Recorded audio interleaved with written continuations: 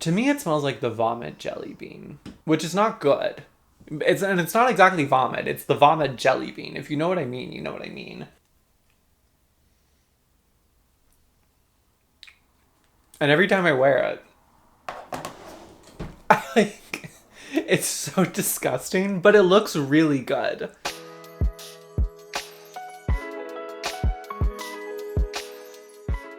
Hey y'all, welcome to Clever Room and welcome to another new makeup releases video. I still do not have a clever, unique name for this series, so for now we're just gonna stick with new makeup releases. But today we're just gonna chat about some of, you guessed it from the title, some of the new makeup releases on the market right now. It's gonna be a similar format to last time. In that video and in this video, I divided the releases up into categories and kind of by themes I sort of identified. I'm gonna be really honest, the releases this time are not... there was not a lot to choose from, not a lot of interesting, exciting stuff to choose from in my opinion. But there are two major themes and categories that I kind of identified that were pretty obvious to me. So that's going to be the bulk of the video. And then there's a couple of other like smaller ones toward the end. And if you're new here, welcome. My name is Cam. I am a trans femme, non-binary creator. I love to talk about beauty, but from a more intentional lens. And I also sometimes like to talk about gender identity. I like to talk about stuff that's just going on in my life and in the world and how that affects purchasing habits and interacting with beauty and all of that stuff. So if any of that sounds good to you, I would love to have you subscribe, and you can go ahead and give this video a like. That helps me out a lot. But let's just get into these new releases. All right, the first category that I identified. What if we all released eyeshadow palettes? Because most of these releases have felt like were eyeshadow palette releases, which kind of felt a little vintagey. I feel like a lot of brands have abandoned the traditional eyeshadow palette, and I guess more mainstream brands. For indie brands, that's still the bulk of what most indie makeup brands release, in my opinion, is eyeshadow palettes. Yeah, there are just like a lot of eyeshadow palettes out there right now. The first one I want to talk about is maybe my least favorite one. It's from Nomad. They released the America's Route 66 eyeshadow palette.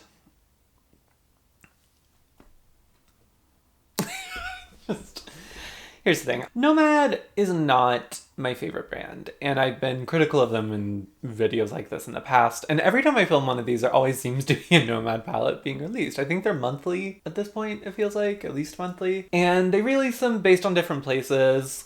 This one, I guess, is a Route 66. Get your kicks, whatever. Nomad's palettes never, like, do it for me, and I have never loved one. I really just do not like this one. It really doesn't make a lot of sense to me. I'm like trying to not be absolutely a total bitch about it, but I really don't like it. I get where they're coming from with like the earthy neutrals on the left with, I'm not sure if I know where they're coming from on the right. I guess I understand the source of like cacti greens they're saying and sky shades and like the neon lights on Route 66. I can sort of trace that. I just don't think it's particularly done well, I guess. It's just... Nomad specifically always releases these really interesting, let's say, tones of greens and blues that I think are pretty... They feel kind of unique to the brand. I feel like their tone values and color stories are always just, like, off a little bit. Like, they're close to being good, they're close to being interesting, and then they, like, just hit the dial at the last minute, and they always look so odd to me and unappealing, and this is no exception. Like, all of these tones just look a little bit off to me. Maybe to some people that would make them unique. I don't think for Nomad this color story is particularly unique. It really just looks disjointed. That bright pink... Listen, I'm sure people are going to come up with some pretty looks from this palette, but I have no idea how that bright pink goes with anything. Same kind of with the bright blue, too. I mean, if you take away those two, the palette makes a little bit more sense. And I know sometimes people like to have the warm tones on one side, the cool tones on the other. And I do like juxtaposing warm and cool tones in looks. But these really feel super disjointed to me. And not something I would enjoy having in the same palette. I really don't connect with this brand. And that's fine. And maybe I should just stop talking about them, because I don't want to be like a hater every time for an indie brand. But this brand just always misses me. And a lot of people talk about them. A lot of people really love this brand. And I just do not get it. I really don't get it. I mean, maybe I've personally never tried a palette. I have no interest in trying a palette. Maybe their quality is good. Those shimmer shades just don't look like they would be my thing, just based on the texture and photos. And like I said, the tone values of the mattes, I just really don't connect with, and I don't envision myself enjoying them. Something I actually liked a lot more that I think is really, really pretty is the Danessa Myricks Lightwork Pastel Dream. So I guess this is a mini palette. It has 6 shades, multi-chrome all over, mini face palette. Okay, there's a lot of words in this, and I don't know if any of them are productive or useful. So there's 3 mattes in here, and then I think 2 multi-chrome it looks like, and then another one. Isn't that a multi-chrome? Or is that not a multi-chrome? Maybe just 2 multi-chromes and then like another shimmer. And I guess this is like a mini version of her Lightwork palette, and I don't know if she'll be releasing other colorways in this or if this is just a one-off and she's gonna see how it goes. I really love this. If I'm gonna do color, I mean, it's almost a little similar to what I have on today, but if I'm gonna do color, those types of light pastels, really soft ethereal shades. I mean, I'm sure the multi-chromes are pretty high impact, so maybe they're not super soft like I'm thinking, but even like in the looks that the brand has come out with, yeah, it does kind of look similar to the eyeshadow I have on today. So I like it. And they're magnetic, I'm pretty sure, which is lovely. It is pretty expensive for a mini palette. Like, they're calling it a mini palette, and that's a marketing decision for $48.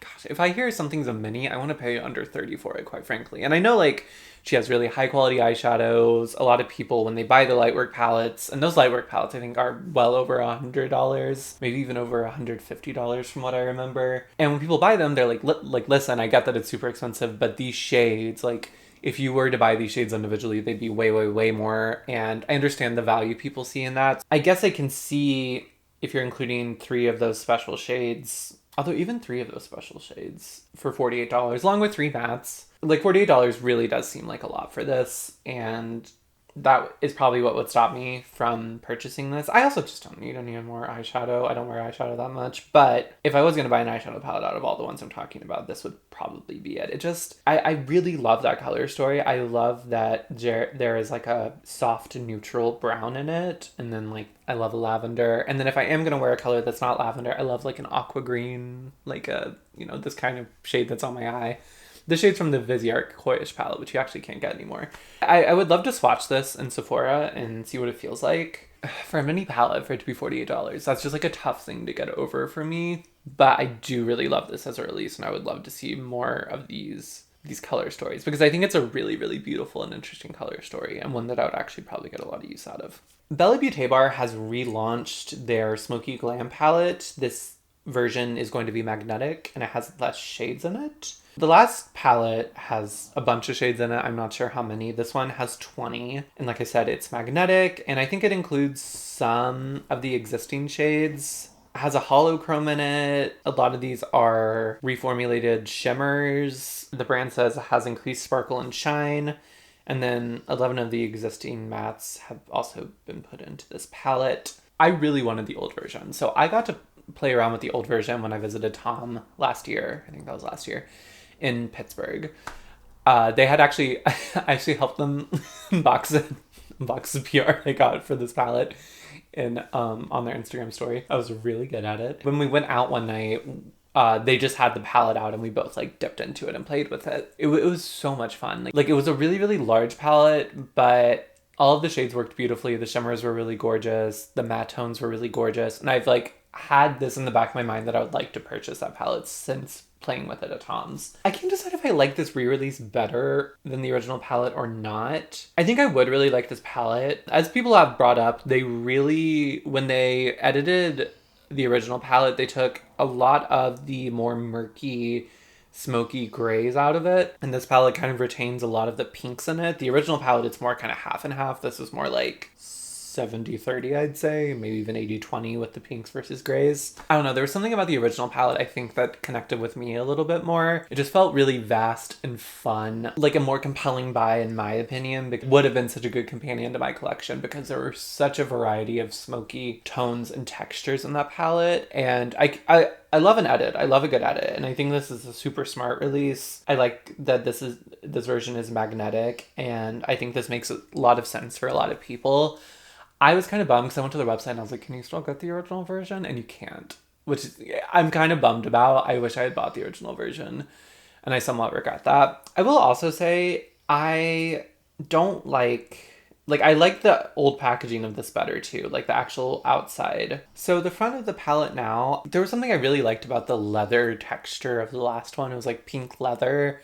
It wasn't like my favorite packaging, but it felt unique and it felt like something I like. I was like, ooh, I like that. It's easy to see, whatever. This is like a little bit more run of the mill. I don't think it's the worst thing, certainly, I've seen from indie brands. I don't love the font they chose. I understand why they did this, and I think it's smart from a lot of levels, and I think maybe more people will enjoy this palette now. I just regret not picking up the old version the more I talk about it, but that's fine. I'll always have that one night in Pittsburgh with it. That was a lot of fun. So Lancome, which is a brand I don't know if I've ever talked about on this channel, released the Idol Cafe Crush palette, which is a collab with somebody and it's only available in Europe. And I don't have much to actually say about this except I usually don't want to eat makeup. This looks like a really bougie, tasty candy bar, and I just want to bite into it. Like, I want to eat this palette. Don't particularly want to put it on my eyes, but I do want to eat it. And that's all I have to say about that. Glamlite is doing a Lord of the Rings collab, which I think is really smart, and it's got a lot of hype around it. Glamlite is a brand that gets a lot of people excited. It's interesting because people complain about the varying quality of Glamlite palettes a lot, but I also think that's almost helped them in a way in social media because there's always questions about their releases, about what quality it's going to be. I guess people always reference, I think, the Garfield palette. Like, they're like, if it's Garfield palette quality. And I'm like, oh god, Garfield palette. Like, Garfield palette quality. And hopefully it's not the Kiss palette. Like the varying IPs that Glamlite has collabed with.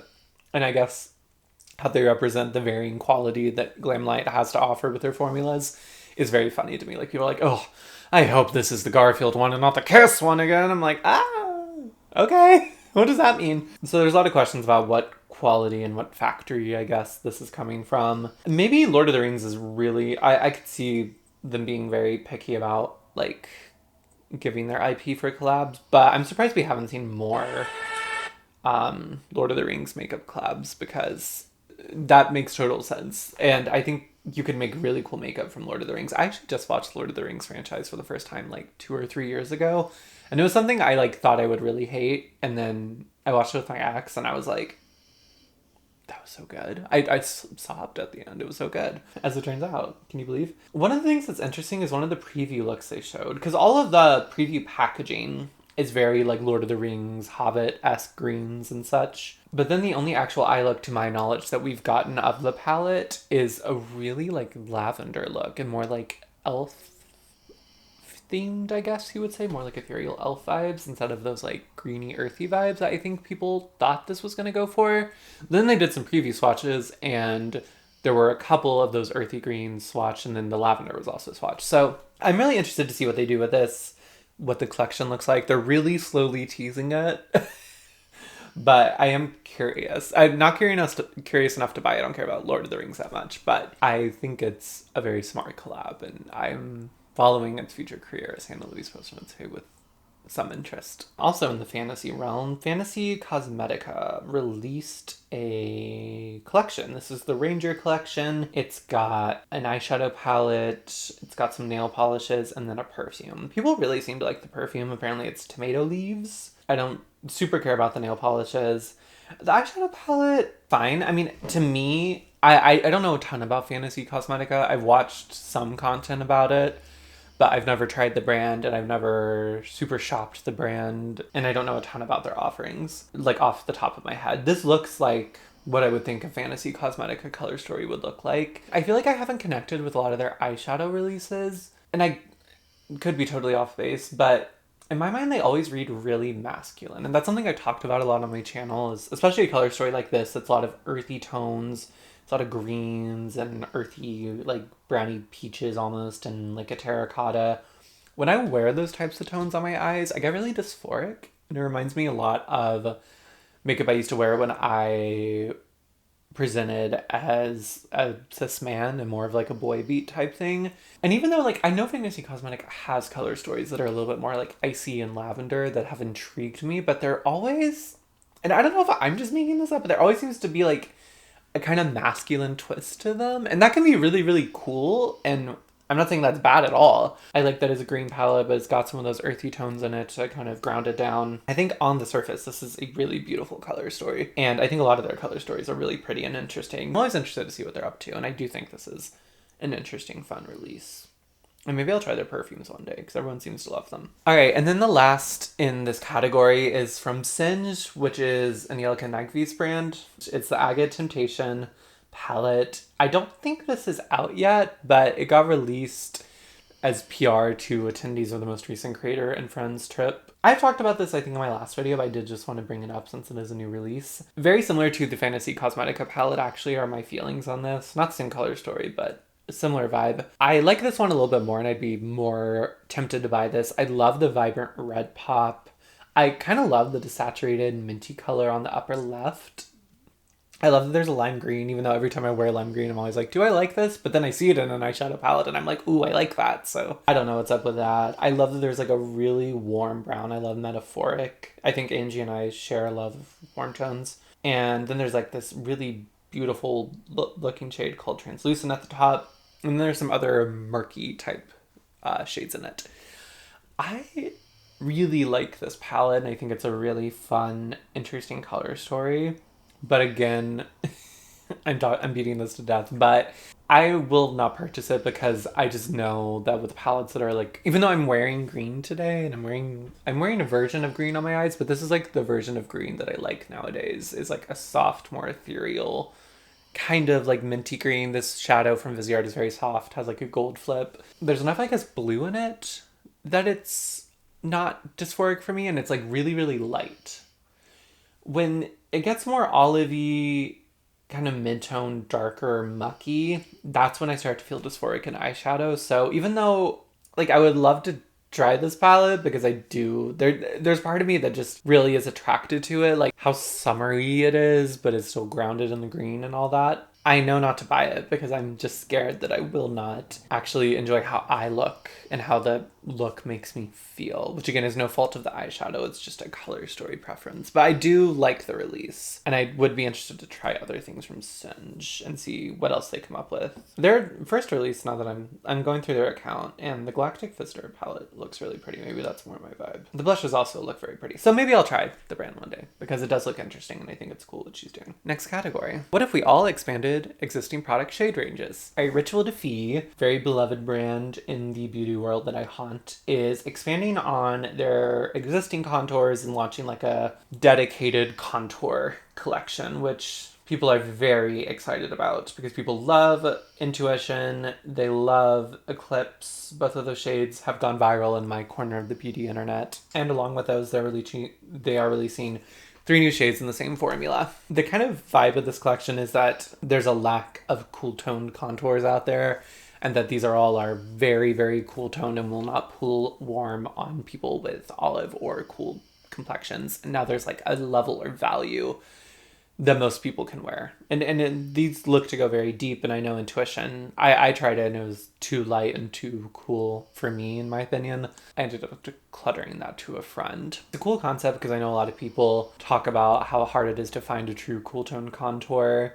Rituel de Fille is a brand that I really like a lot, and that is one of the rare ones that has really spoken up publicly for trans lives, which I really appreciate. They're a brand that when I buy makeup more regularly in the future, I really want to try more from, because I'm actually wearing their highlight in Eyeshadow today, and I need to wear this more, and I always say I do, and I put it on today, and it's really gorgeous. It's a gorgeous highlighter, and I am glad I put it on today. So I want to try their concealer for sure. I know a lot of people really like that one, and it looks really, really pretty.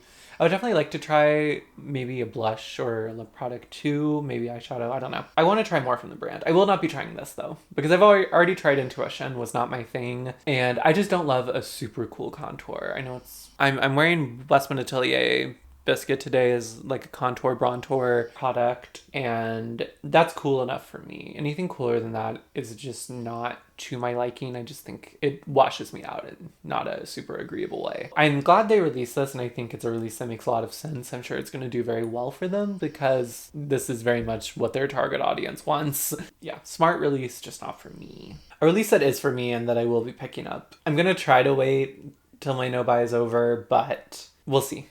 Because I'm running low on this product, and I'm so curious about the new shades. So e.l.f. launched new shades of their Cream Glide lip liner, which is my favorite lip liner of all time. These are only $2 in the US. I've tried Baddest Beige and Mauve Side. Those are my favorite. I've also tried Plum and Get It, which is just not a color I reach for as much. But they released some gorgeous looking new shades. They released Espresso Martini is one that I definitely have my eye on. It's a cool taupe brown. I lost my Makeup Forever Endless Cacao a while ago, and this looks like it would be a really good replacement. And I like this formula a little bit better. It's easier for me to use. These they do stay in place for me a good bit. They're really easy to blend out. They're really easy to apply. I have the best luck at overlining when I use one of these versus other lip liners. And again, they're only $2. Like, they're my favorite lip liner, and they're super affordable, which I love. So I will be purchasing these new shades at some point. Again, I'm going to try to wait for my no bar to be over. But the thing is, I may have to replace my brow gel soon, which is from e.l.f. And right now, these shades are only available on their website. So if I was to place an order through e.l.f., I'd probably pick up... I'd probably pick up replacements for Baddest Beige and Mauve Side, because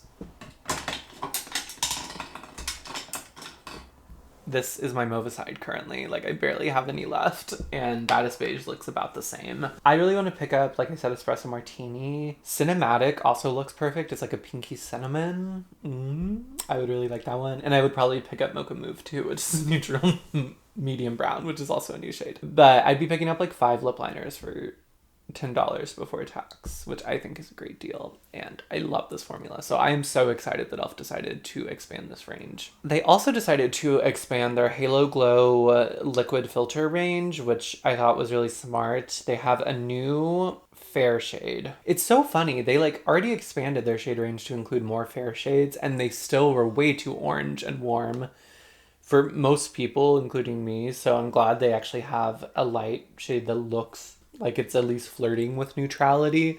I don't like, in that Halo Glow line specifically, they have a real problem with some products not making them yellow. It's like, my joke is that they're duping Charlotte Tilbury a little too well, if you know what I mean. I'm glad they're doing that. And then they also have released a new value in medium tan and a deeper shade that is warm, a deep warm, which I think is great. I think it's great that e.l.f. sees what sells and will expand products in those lines. Like, I think that's kind of the smart thing to do. And I just think it's smart when brands have fan favorites and they kind of see what gaps they may have in those products, and they come out with new shades in those existing lines. And I'm glad e.l.f. listens. And I still think they could probably go a little fairer in this line, to be honest, and have like maybe even a proper cool tone option, but maybe that'll come down the line since they seem very comfortable releasing new shades in this product. Haus Labs released some new products in their Color Fuse Longwear Hydrating Glassy Lip and Cheek Blush Balm Stick line. Try to say that 10 times fast. These look really gorgeous. I kind of want to swatch these at Sephora. Haus Labs is not a brand I've gone along with. The one product I tried, which was their foundation, I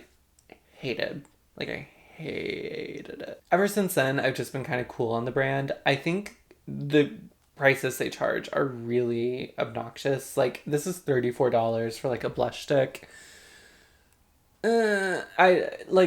I don't know, and I've said in the past, and I still think this, the brand just seems a little directionless. It's bland, and I just feel like that's the one thing Lady Gaga never is, so I just think there's a real disconnect with it. I do think these new shades look really gorgeous. They seem... The brief for this expansion seems to be bronzier, neutrally shades, which I think is really smart, because a lot of the original line looks super primary. So these shades do look like really gorgeous bronzy browns and pinks, which is kind of my vibe with blush. And one of y'all sent me this because one of them is named Glassy Clove. And would I buy a blush just because it shares my name? Yes, I would. So I want to swatch it at Sephora. It is the deepest out of probably Aldi range, it would probably be too pigmented for me, but I do want to swatch it. And these shades really do look gorgeous, and I do like a dewy cream blush, so I'm interested to swatch this at Sephora. $34 is a really tough sell for me though, for this type of product, especially when I already have so many gorgeous blushes. Saie launched new shades of their liquid dew blush. There is Lady, which is a nude mauve, Flirty, which is a bright watermelon, and Hottie, which is a papaya. I tried 2 of these actually. I tried the more terracotta-y one, and then I tried the kind of cool tone pink one that I think was called Chili. I think the terracotta one was called Spicy. I do not like this formula, and the thing I really have to say about this release is I just don't think it looks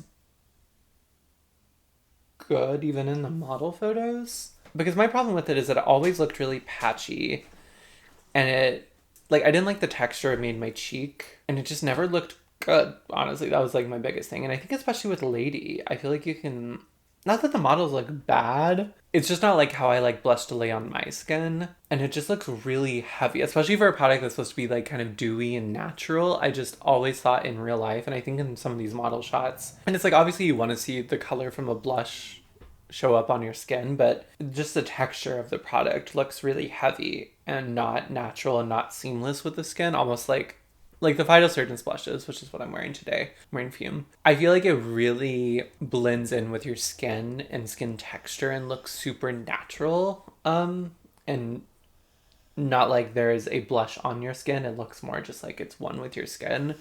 And these, both in these model shots, and I think in real life, at least on me, just do not do that very well. So I don't know. Not my thing. I did give Spicy, I think is the name of the shade. I gave that to my friend, and it looks really pretty on her. So I think on some people it looks really lovely. Milk Makeup released a pH adjusting version of their very popular Jelly Tint Lip and Cheek Blush Stain. I cannot believe we're still doing this. Like, I think we all know by now that pH adjusting blushes are, like, it's not a custom color, it's not custom to your pH. They all just go super pink. And that pink looks different on everyone because colors look different on different people, not because the pink is like a unique color that's drawing from your chemistry. And every time a brand releases a product with pH adjusting technology in it, they always act like they've invented magic. Like, they're always like even in the marketing for this, like, color totally unique to you. Freeze, which is with the pH, shows up differently on everyone depending on your pH level. And they're really touting the technology and how custom it is, and that's just, like, not true, and we all know that's not true. And it's, I like Milk as a company a lot, and I like some of their products for sure, but this release and its marketing, I think, kind of disappoints me. And I think it's a little beneath them, because it's just like, come on. Y'all know that it's not a custom color. Y'all know it's just like a pink. I don't know. I'm sure it'll sell well. This formula is not the formula for me. I've not tried it, but I just feel like it would, if it's like a stain and it dries down really quickly, I just feel like it'll be hard to blend out. And all of the original shades kind of look like a very similar pinky color to me anyway. So I think if you were going to expand the shade range, it would have been a lot more interesting to do more nude colors, or even like how Slabs did those like summer bronzy tones. I think that would have been more interesting, would have been a little bit more interesting in this range than just having a pH shade that is going to be a bright pink that's already very similar to all the bright pinks that are already in this line. And I feel like this line is kind of geared toward younger people who just want like a very pinky blush, so maybe that's why they're doing it. In that same jelly vein, Revolution released bronzers in the jelly formula. They're called Jelly Bronze. This is an expansion because Revolution has already duped the Milk jelly blush sticks, but now they have released bronzers in that line. And I think it's funny whenever e.l.f. does this a lot, and I guess Revolution does sometimes too, but e.l.f. will dupe something like the Tatcha primer or like the lip oils, the Halo Glow line, like the Charlotte Tilbury product. And they'll dupe it, but then they'll actually expand on it. They'll come out with more products with that sort of technology or that gimmick than the actual brand who originated the concept did. And I always think it's really smart of them. And I'm sure the actual original brands are kind of kicking themselves. Like, I'm sure Milk is kicking themselves that they were beat by Revolution releasing bronzy jelly sticks. Even though I think even more than blush, This formula for a bronzer sounds absolutely dreadful to me. Would not want to try that because I just feel like it would stick. And even in some of these model shots, it looks so not like unblended, but not like the best bronzer application I've ever seen. I feel like this technology is fun. The texture looks cool, but one of the great things about creams is that they're so easy to use and so easy to blend out. And I just feel like a lot of that ease is removed with this jelly stick technology. This is not a product I'm interested in at all. I just thought it was funny that this, like with dupe culture, I think the most interesting thing that's happening with dupe culture is when the brands that are duping something actually expand and go farther with the idea than the original higher end brand ever did. And e.l.f. has been the main brand doing that, but I think it's interesting to see Revolution do that too and not be so precious with the gimmick, I guess, and be like, no, we'll give you everything in the gimmick. Like, I'm sure we'll get jelly eyeshadows at some point and jelly highlighters and jelly foundations and who knows what. Okay, and the last product expanding a shade range type thing I want to talk about. Glossier has re-released, and I guess I don't know if they're making it permanent. Let me find this. I don't know if this is permanent, but they are launching their espressobalm.com as a single item that you can buy. This was sold in a set for holiday with a biscotti shade, but now you can just buy the espressobalm.com. I actually have this because my mom split that set for my sister and I stocking. And I got the espresso, or I ended up with the espresso one. I love how this looks on the lips. It's like a really beautiful, dark, browny tint. I think it's beautiful aesthetically and visually. And I heard tell online, I heard rumors that this smelled like bad and bad things. And I don't think it smells exactly like the bad things people were saying it did online. To me, it smells like the vomit jelly bean, which is not good. It's not exactly vomit. It's the vomit jelly bean. If you know what I mean, you know what I mean. And every time I wear it, it's so disgusting, but it looks really good. It does look really good. And I don't know if other people actually like the taste. And hopefully, Glossier has adjusted it. I doubt that. I seriously doubt that. Maybe, hopefully. But I don't think that's happened. Not for me. I would make sure you would at least get a sniff at this first, is all I'm saying, if you are interested in buying that. Because I have the Summer Fridays iced coffee lip balm. This does not smell like the vomit jelly bean. This smells like a delicious, like, super sweet caramel frappe thing. Caramel macchiato latte, whatever you want to call it. And I can appreciate that they were going for like a more just like, we're going for like full-bodied dark roast espresso without like sweetener, or not as latte, just as espresso. Like, I think that's a cool concept, and I think that makes a lot of sense for the balm.com line. Unfortunately, I just don't think they nailed it with this. It's giving vomit jelly bean, and I just wanted to warn everyone. Okay, next category. What if we reluctantly and begrudgingly innovated? I guess. IDK. Pat McGrath, her friends at Pat McGrath, have released a setting spray that is supposed to mimic the effect she did for the viral runway show where they were all like super dewy, the glass skin look for Margiela. Cool. Good idea. It's happening very, very late in the game though. This fashion show was a while ago. I mean, and it takes time for products to come out. It has black tulip extract in it, and cucumber extract, and aloe leaf extract. And it's supposed to give you, obviously, like, glass skin, and the more you layer it, apparently, the more it mimics the look in that runway show. It is $38, and it looks to be in the same packaging as the Morphe setting spray. And that's just, like, not good enough for me. I'm sorry. Like, maybe it's a really great formula. You've already taken this long, and if you're selling me a setting spray for $38, you're Pat McGrath. Come out with cool packaging. That's part of your brand, and that's part of the luxury experience. It's a real mismatch that it is a stock component that's very similar to like a drugstore brand like Morphe uses that you just put a sticker on. That's just really disappointing to me. And it's not like I expected much more. That's about what you expect from Pat McGrath these days. At least from Pat McGrath Labs. But it's like a little late for this, and it just looks like it's done pretty cheaply. NYX released these matte smushy things. Smushy matte lip balm.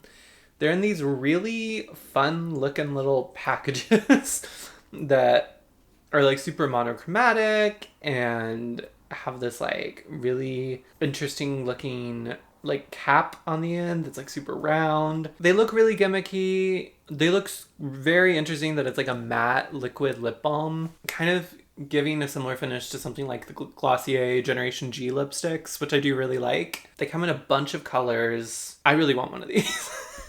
I have a lot of luck with NYX products. I love a matte soft lip. I really like the look of these. I like the color range. I like that there's brown shades and rosy browns. That's my gig. I would love to go swatch these and maybe pick a few out. When my Nova's over, I don't need these right now at all. Even though it looks very gimmicky and the packaging is definitely part of the gimmick, there's something about these that I really, really like, that I think is really fun and that I would love. It's exactly the type of thing I would like to just randomly pick up a couple at Ulta when I'm at Ulta. Those kind of mindless purchases can definitely not be great for the makeup bottom line and for your collection. I feel like I would get a lot of use out of these now that I'm becoming more of a lip girl, because I do like a soft matte lip. And maybe there's other products outside of the American market that kind of mimic this like matte, soft matte lip balm. I mean, also have products from Phytosurgeons. I guess what's interesting is that these are like liquid, and this is obviously like a cream stick. So I don't know. And I'm wearing it today. This is actually what I have on today.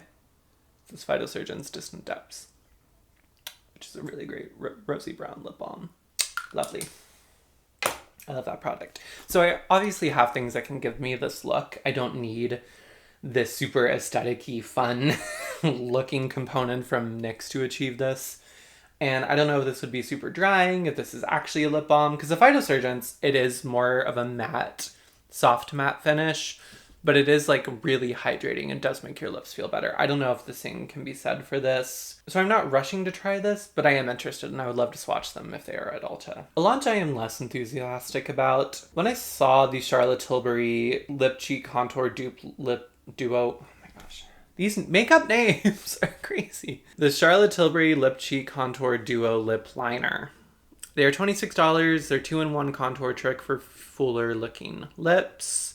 2 pigmented, blendable formulas and 1 easy-to-use pencil. There's like a darker side that's like the sculpt, and then there's a softer, creamier side that's the fill. When I saw these on whatever makeup account, right now I'm looking at Trendmoo, and I'm sure Makeup on Your Radar has a post too. I thought this was a launch from Revolution. Like, I just think these look so cheap. Something about a lip liner duo to me does not read high-end at all. To me it reads very drugstore, and this packaging reads very drugstore, and I can't imagine this is nice. Like, you know, it's a lip liner, it's not gonna be that luxurious either way. Like, I will go through a lip liner, so to have only half of this in a duo for $26 does not seem like a really great value for me.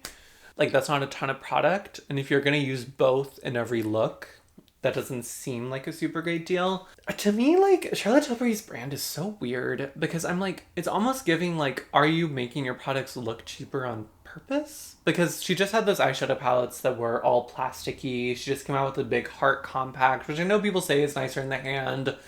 But now there's a real almost cheapening of the Charlotte Tilbury aesthetic, and I don't know if that's intentional or what, but it is interesting. I'm not sure I'm here for it.